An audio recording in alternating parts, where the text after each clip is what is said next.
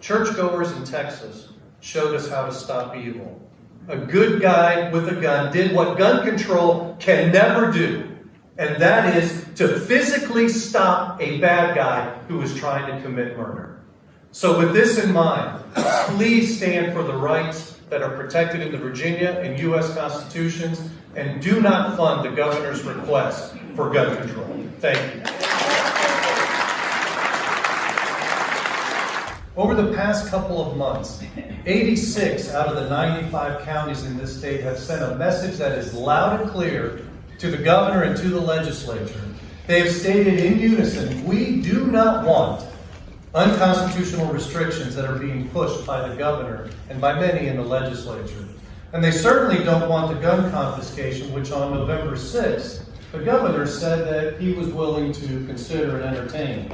So given these threats, over 90% of Virginia's counties have declared themselves to be Second Amendment sanctuaries. And they have done so while thousands upon thousands of Virginians have showed up at these events in record numbers.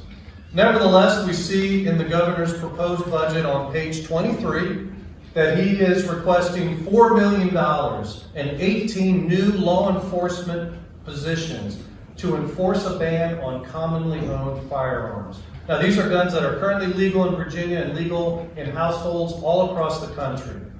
Since then, the governor has backtracked. He said he supports grandfathering any banned guns and registering them instead.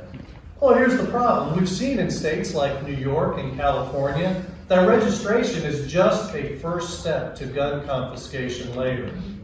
The governor is also requesting another $3.5 million to enforce gun control that has not been passed by the legislature and is not even current law in Virginia.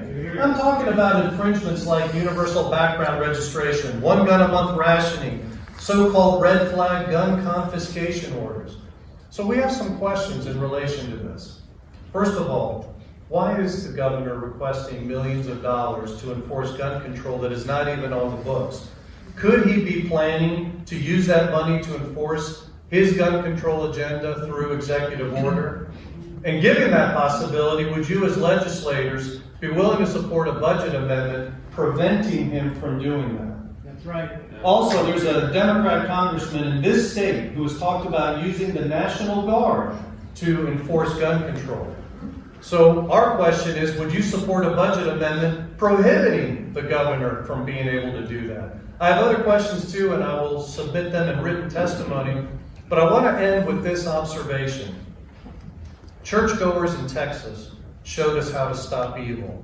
A good guy with a gun did what gun control can never do, and that is to physically stop a bad guy who was trying to commit murder. So with this in mind, please stand for the rights that are protected in the Virginia and U.S. constitutions, and do not fund the governor's request for gun control. Thank you.